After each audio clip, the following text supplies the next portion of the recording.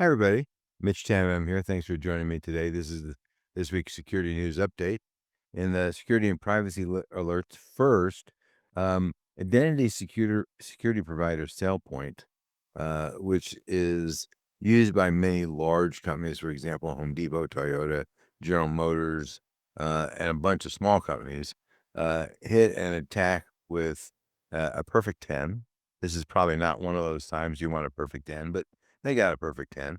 Um, the bug is apparently embarrassingly easy to exploit, which is certainly not good news for anybody. Um, there is a patch which they have to apply. There's nothing you can do. So if you are accessing a system, the vendor that you're using uses SailPoint, and they haven't applied the patch, then their system and therefore your data is likely at risk. And unfortunately, other than these handful of companies that were named, you don't know who's using SailPoint, so it's a real challenge. Also, under the privacy alert department, the Cyber Safety Review Board, which is kind of the cyber incident version of the National Transportation Safety Board, started a meeting to discuss Salt Typhoon, the attack on the U.S. telecom industry.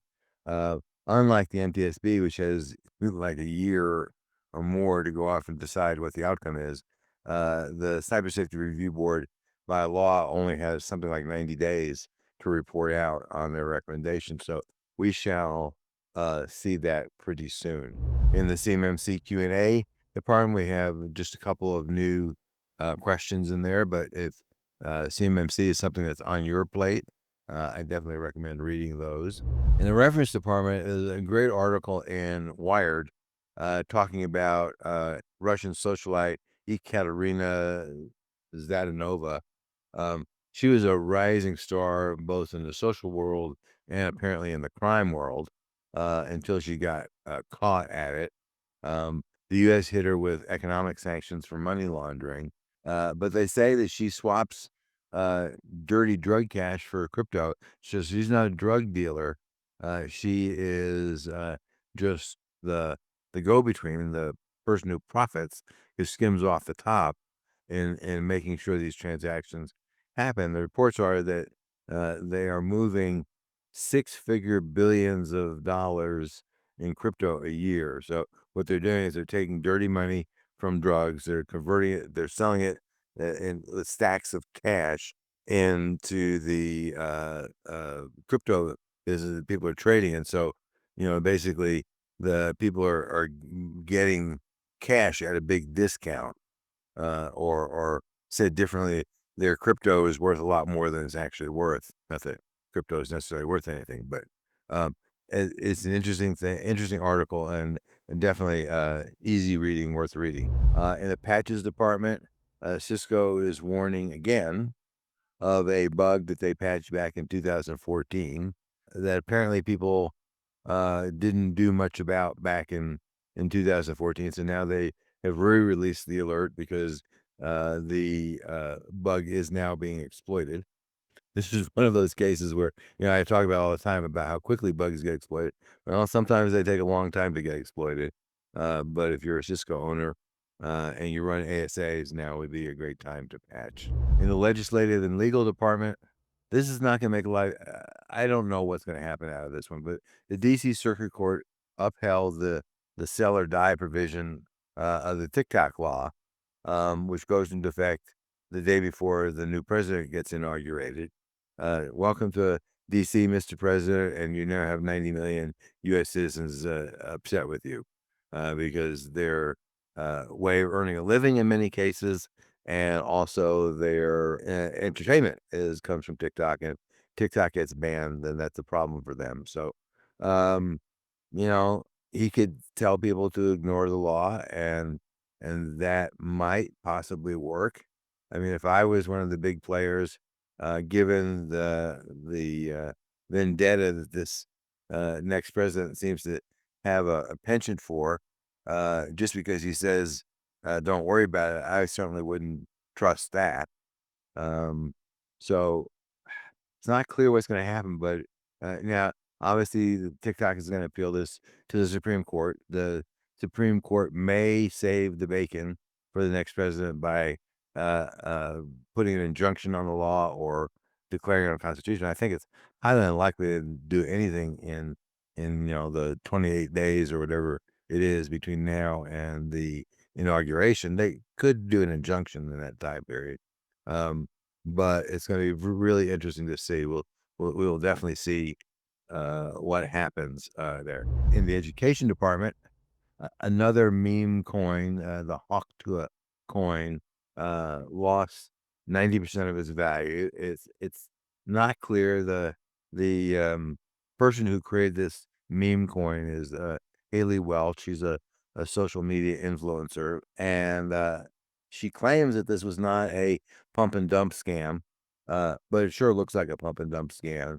You know, the price of the token rose very, very quickly, and then magically it lost 90% of its value. So, and it'll never recover. So if you didn't sell, you just lost your money. That's all there is to it. And that's, no different than any other investment. Although many investments are regulated, these are not regulated. In the breaches department, the MoveIt breach, which I thought had calmed down, apparently is back in the news. Last week we were reporting about 2.9 million Amazon employees that information was compromised about. Now we're talking about 750,000 records from companies like Bank of America, Morgan Stanley, Coke Industries, Xerox, and others. So apparently this one is not done yet.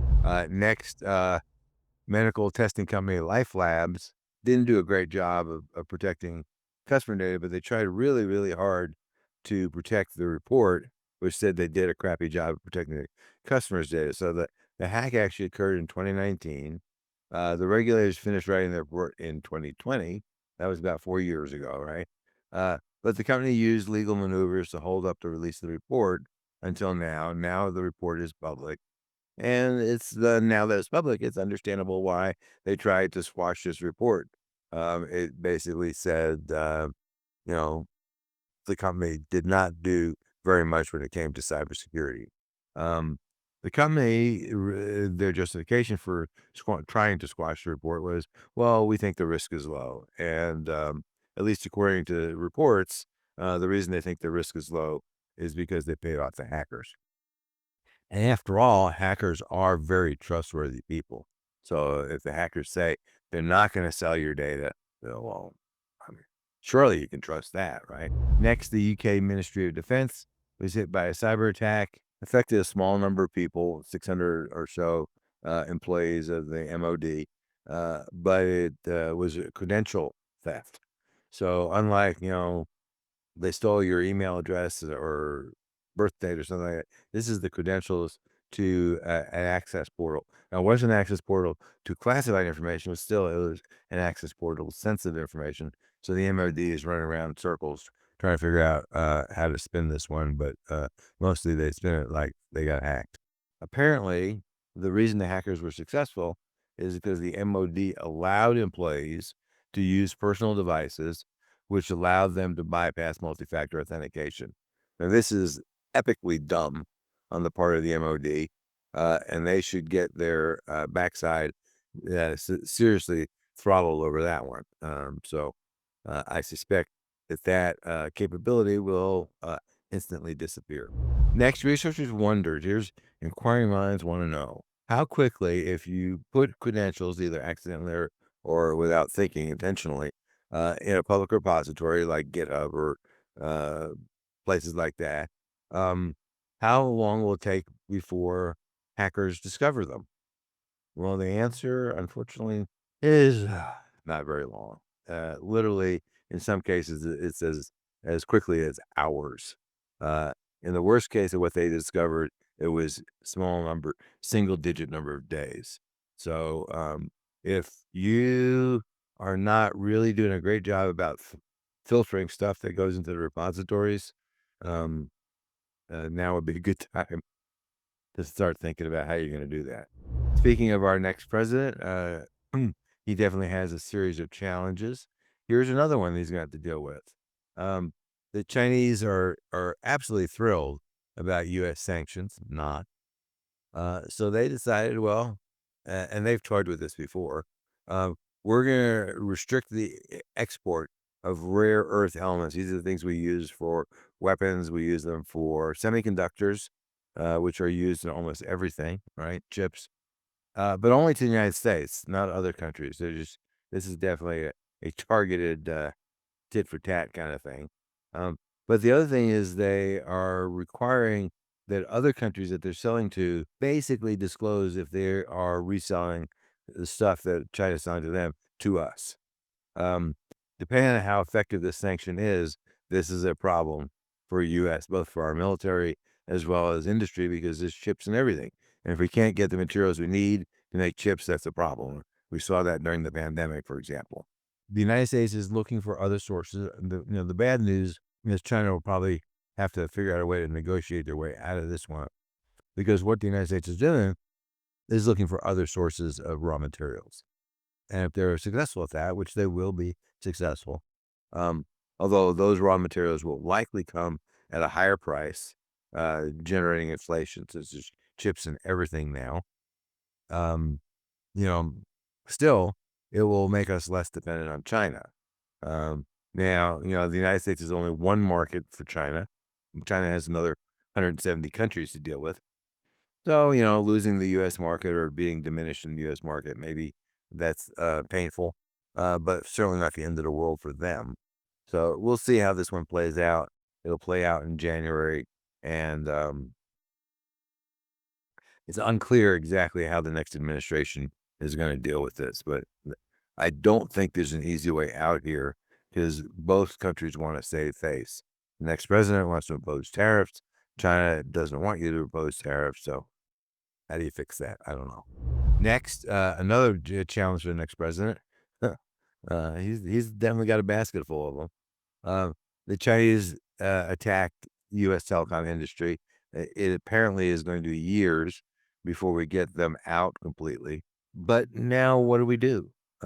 Specifically with regard to critical infrastructure, do you just ignore this and let the Chinese steal our stuff again?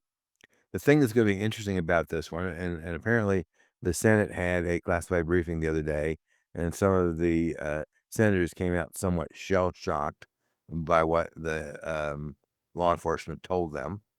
Um, one option is just to leave well enough alone and give all our stuff to the Chinese, which may be what they do. But the challenge is interesting here, because the target of this most recent attack was U.S. senators, U.S. congresspeople, and the Washington administration, the Washington elite. Now, they might be okay with you and me, our stuff getting stolen, but they might be less happy about their stuff getting stolen. So it's going to be interesting to see what they do, and whether they go off and say, we don't like regulation, it's not a regulation we ever liked, or whether they think, well, we got to do something about this. So we'll find out. Lastly, in the security news bites, the North Koreans are attacking crypto with social engineering. It's apparently very effective, because, kind of like Willie Sutton said, that's where the money is. So if you can attack these crypto exchanges and break in there, because their software, the crypto exchanges software, is so good, not, then you know you can steal a lot of money. And since there's no regulations around that, the people whose money got stolen, well, maybe the crypto companies will reimburse them if they've got it. Maybe they won't. Maybe they'll partially reimburse them. In the a cyber attack causes bankruptcy. Stoli Vodka, the big Russian, or formerly Russian, the U.S. subsidiary of the Russian vodka company, filed for bankruptcy this week, because they got hit by a cyber attack, and that caused a few problems for them. Next, Microsoft is reiterating what they've been saying for the last couple of years, that a trusted platform module is a non-negotiable requirement for Windows 11, which means that older PCs cannot be upgraded. The only option you have is to continue to run Windows 10 after support ends, which for a lot of organizations is both illegal and not very comforting. So what that means, and I know some of our customers are doing this, is that you have to have a plan in 2025 to replace some chunk of the computers and potentially servers that you're using so that you can upgrade to a supported version of the operating system. Next, the FCC is jumping on the bandwagon, calling for enhanced security for telecom providers. And I don't know where that's going to go, because I think this is another one of those cases where they're probably really on the edge, the really bleeding edge of what they have authority to go do. And I don't know that Congress is going to give them authority, but this kind of goes back to this whole thing about what do we do with regulations, and whether or not the next administration, whether um, security is going to be one of the areas where they're not going to go roll back regulations. I don't know. Um, and the feds, who have been trying to kill encryption for years and talking about going dark and how hard encryption is for them, now say, in light of the telecom attacks, this is a telecom attack, Russia attack week, I guess, you should use encrypted apps. These are the same apps that they've been trying to kill for 2 or 3 decades now. So that's kind of an interesting turnaround. Um, but I think it's fair to say that we can't count on the telecom providers to protect your communications, which means that you have to do that yourself. And if that means you need help, then let us know, and we'll be happy to do that. Until next time, thanks for listening. Stay safe, and feel free to reach out to us. We'll be happy to assist you.